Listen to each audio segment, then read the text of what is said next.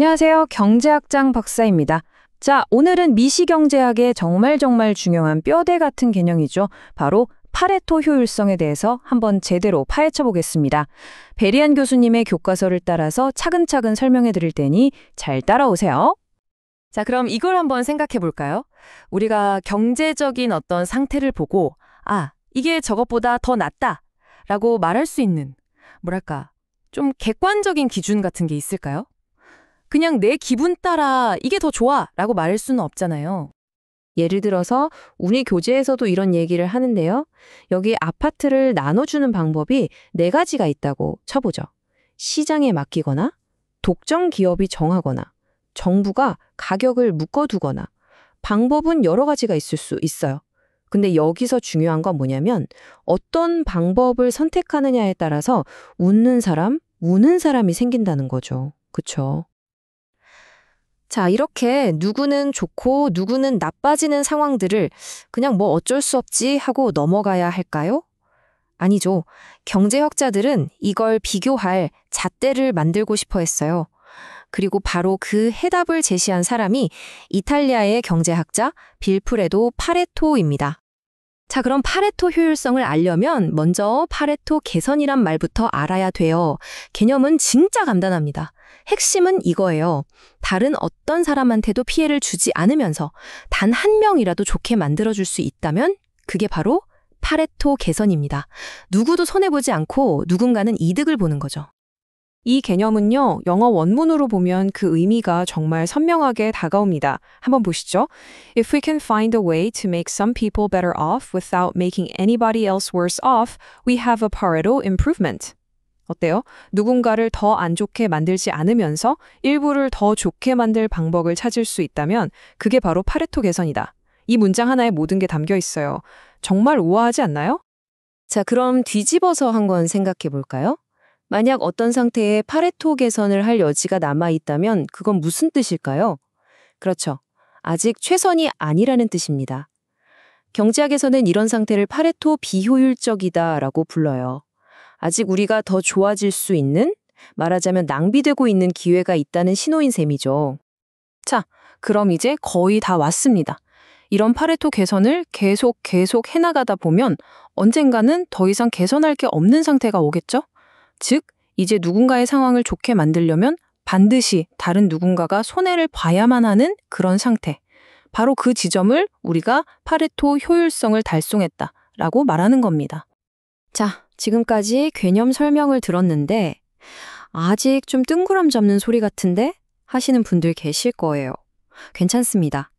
우리 교재에 나오는 아주 직관적인 예시를 보면 아하 하고 바로 무릎을 탁 치게 될 겁니다. 같이 한번 보시죠. 자, 상상을 한번 해봅시다. 여기 아파트가 있어요. 하나는 모두가 살고 싶어하는 도심 내부 순환도로에 있는 아파트. 다른 하나는 좀 떨어진 외부 순환도로 아파트입니다. 근데 사람들이 여기에 그냥 무작위로 제비뽑기처럼 배정됐다고 한번 가정해 볼게요.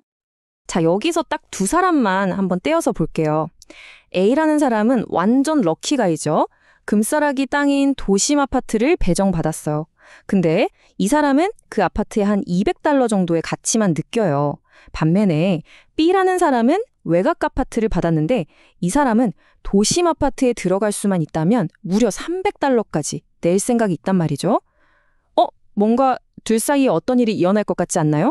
네, 바로 이 지점에서 거래가 발생할 수 있는 거죠. B가 A한테 가서 이렇게 제안하는 겁니다. 제가 돈을 좀 드릴 테니 우리 아파트 바꿉시다. 예를 들어서 한 $250의 합의를 봤다고 해볼게요. 자, 그럼 어떻게 되죠? A는 자기가 $200 가치라고 생각했던 아파트를 주고 $250를 받았으니 $50 이득. B는 $300까지 낼 생각이었는데 $250만 냈으니 $50 이득. 보세요. 아무도 손해보지 않고 둘 다 행복해졌죠.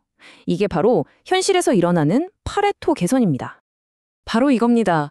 이 정말 단순해 보이는 아파트 교환이 사실은 경제학의 아주 강력하고 중요한 원리를 담고 있는 거예요. 바로 자발적인 거래는 모두에게 이득이 된다는 거죠. 자, 그럼 여기서 우리가 뭘 배울 수 있을까요?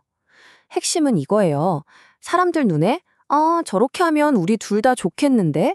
하는 기회가 보이면 그 거래는 어떻게든 일어난다는 겁니다. 즉, 경제라는 시스템 안에는 스스로 비효율적인 부분을 찾아서 고치고 더 효율적인 상태로 나아가려는 그런 내재적인 힘이 있다는 거죠. 자, 이렇게 서로 이득 보는 거래를 계속하다 보면 언젠가는 더 이상 거래할 게 남아있지 않은 상태가 오겠죠. 모든 이득의 기회가 소진된 상태. 바로 그 지점이 오늘 우리가 이야기하는 내용의 최종 목적지입니다. 바로 이 문장이 오늘 강의의 결론이자 파레토 효율성의 모든 것을 담고 있습니다. An allocation in which all voluntary trades have been carried out is a Pareto efficient allocation. 해석하면 모든 자발적인 거래가 다 이루어진 배분 상태가 바로 파레토 효율적인 배분이다. 이거죠. 결국 파레토 효율이란 건 시장에서 거래를 통해 얻을 수 있는 이득이란 이득은 싹 다 뽑아낸 더 이상 나아질 게 없는 최종 상태라고 이해하시면 되겠습니다. 자, 그런데요. 오늘 설명을 쭉 듣고 나니 이런 생각이 드실 수도 있어요. 그럼 파레토 효율적인 상태가 가장 좋은 상태, 가장 이상적인 상태인가? 이게 효율적이라는 건 알겠는데 과연 이게 공정하다고도 말할 수 있을까요? 예를 들어 한 명이 모든 걸 다 갖고 나머지 사람들은 아무것도 갖지 못한 상태도 사실상 파레토 효율적일 수 있거든요. 왜냐하면 그 한 명에게서 뭔가를 뺏지 않고서는 다른 사람을 좋게 만들 수 없으니까요. 자, 효율성과 공정성. 이 둘의 관계는 그리 간단한 문제가 아닙니다. 이 질문을 여러분께 남겨드리면서 오늘 내용은 여기서 마무리하겠습니다.